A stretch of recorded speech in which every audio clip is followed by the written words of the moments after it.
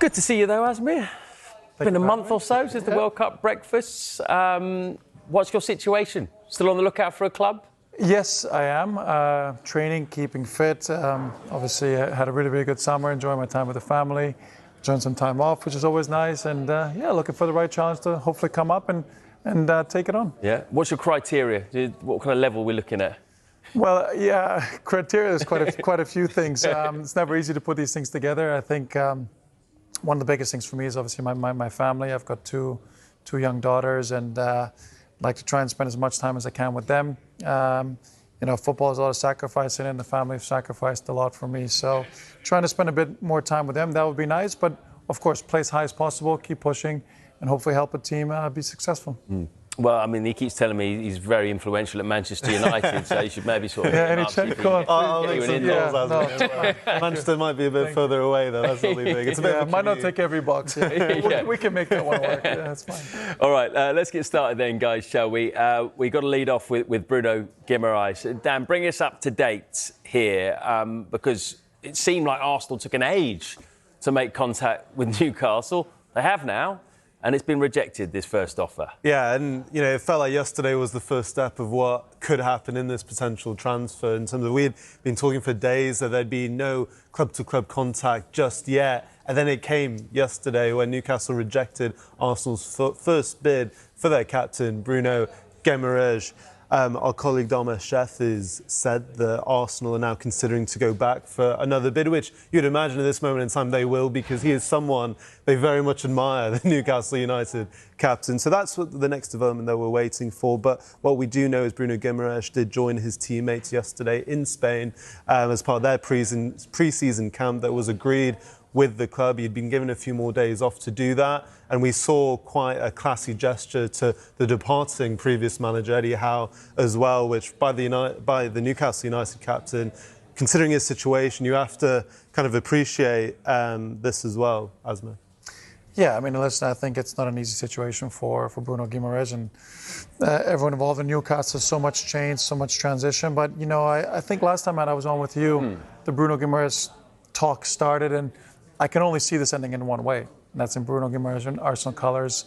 It's inevitable, obviously. You think there's no way that Newcastle can hold on to him? No, I don't think so. I really don't. I think when the Premier League champions, Bruno Guimaraes wants to challenge himself, wants to play at the highest level, wants to play in the Champions League. So I think when the Premier League champions come calling, and the fact that Newcastle don't have Europe, and the fact that Eddie Howe has left, I think there's only one option here. Yeah. From Arsenal's point of view, you know, I mean, I've been speaking to some Arsenal fans about it, and obviously they're going to ask the question as well later on FC. You know, do Arsenal need Bruno Guimaraes? Well, what's your view on that? Well, I think they do. I think they need to strengthen. I think when you're Arsenal and you're in this position, I think what's really key for Mikel Arteta, I think all the leadership, the board of Arsenal, Josh Kroenke, is to make the most out of this window. It's their window now to win, to be successful. There's no guarantees in football. When you're on top, I think it's when you keep your foot down on the pedal and you go again and you push again. I think Bruno Guimaraes would be that sort of statement signing, really in the heart of that midfield, to continue to push that team to higher levels. Because I think Arsenal's ambitions are now not just Premier League.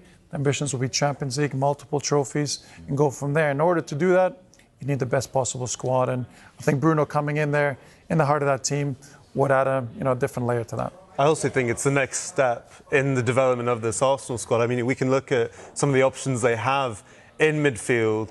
And actually, I think you look at last summer and you look at what Mikel Arteta tried to do with the depth between Bukayo Saka, Martin Odegaard, bringing Eze and Madueke. You look at that midfield there and the options they have.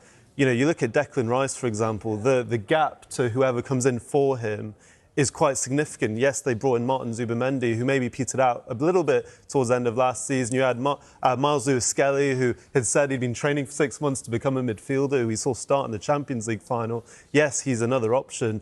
But actually, what you want to see is two very strong midfields in the Champions League and the Premier League. And this is a great example of what I'm saying. Declan Rice, 3,099 minutes. Yeah. I mean, the maximum you can play in the Premier League is 3,400, around that.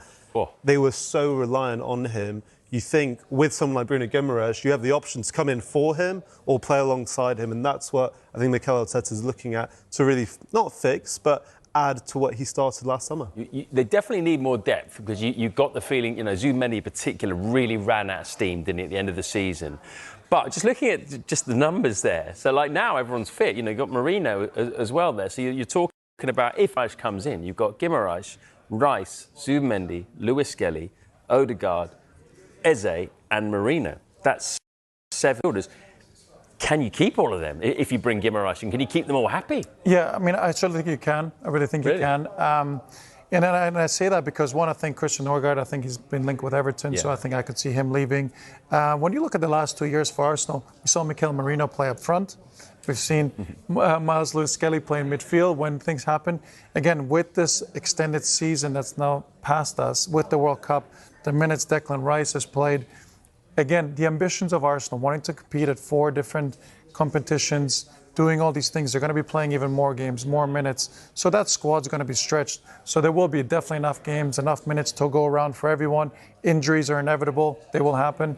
So no doubt that he can keep all these players happy. And just to add, Asmir, you can probably better talk to this. If you're the Arsenal team, you've had a very long season. You've basically gone as far as you can, got to a Champions League final. You won the league. But to have someone like Bruno Guimaraes potentially coming into that changing room, that must be seeing the ambition of the club to go again. Yeah, 100%. Listen, of course it is, right? And we've seen there that Arsenal need backup in midfield. But what should be the priority here? What's the number one priority? Is it getting a midfielder in? We saw there they've got some strong midfield options already, or is it improving the attack, in particular left wing? That's, I think, another position they need to address, and I think they will address it without a doubt. But should they not address that first? Maybe that's depending on who's available. We all seem to talk about Vinicius Junior and whether he's maybe that option.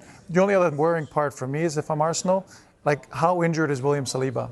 Mm-hmm. What is the deal there? Like how long will he be out? Because if this is really, if we're talking backs, these are very delicate injuries. Yeah. So I think if it's a case of him being out for an extended period of time, they might also, we saw them link with John Stones a little bit. I could see Arsenal dipping into that centre-half market as well. Yeah, well, we'll wait news on that. They may well do that as well. What is going on with Vinicius Junior then at the moment, Dan? Where are we? Well, I think it's still a watching brief from an Arsenal perspective. I think they'll be watching even more intently now because we saw Vinicius Junior rejoin his Real Madrid teammates yesterday. He seemed very happy. He was doing his medical examinations in the morning before they did a bit of a video diary with him on his first day back. And look, he's going to sit down with Real Madrid in the coming days, weeks, around what his future looks like at the club, whether he signs a new contract or not. Real Madrid seem very confident he will. They've kind of groomed him from such a young age to become this star at the club. And we saw him in the World Cup, of course, as well. For Arsenal, they're going to see how this unravels. And if Vinicius Junior doesn't seem likely to sign a new contract at Real Madrid, they'll look to cash in. I think Arsenal are in the wings to make a move for him. What is your thought on this? Because there's two kind of schools of thought, aren't they? That, this could really happen. This could be the mega signing for Arsenal. And then there's another group, and Jay Bothroyd would be amongst them, quite negative on this, saying, well, Vinny, it's never going to happen. Vinny Junior is playing Arsenal so that he gets a new contract. Which of those camps would you be in? Well, that could well be true. I'm not on the inside with the inside scoop here in terms of what's going on. It could well be that he is using it as leverage for Real Madrid and making sure he gets the best possible deal. But in terms of if you're Arsenal, there's a possibility of getting him, financially, if it's doable, to fit him into that left wing position with that strength in the midfield, with Bukayo Saka on the other side, Victor Gyökeres, Kai Havertz in the middle. Now you're talking about a real super team, and that should get Arsenal fans really, really excited. I think to your point though, Matt, left wing does seem to be the area to strengthen, and I think it's a specific profile of winger as well. I think we saw in the Champions League final, they missed that direct winger who can take someone on that left-hand side. And, that's why Vinicius makes sense. That's also why there's probably a few other wingers who, if that doesn't happen, they can maybe look to pursue. Someone I'd probably throw out, I know his future at the moment seems to be Old Trafford, but I think Marcus Rashford, for example, would be quite a significant reinforcement on that left-hand side, who would immediately improve their situation on that side, and is the right type of profile, I think, that would really be a different type of option for Arsenal. He has been linked with Arsenal before. I don't think that would be a complete shock if that came up again. Right, Fulham have been active in the transfer markets yesterday, bringing in Gonzalo Garcia and Cesar Palacios from Real Madrid. Let's head to Fulham.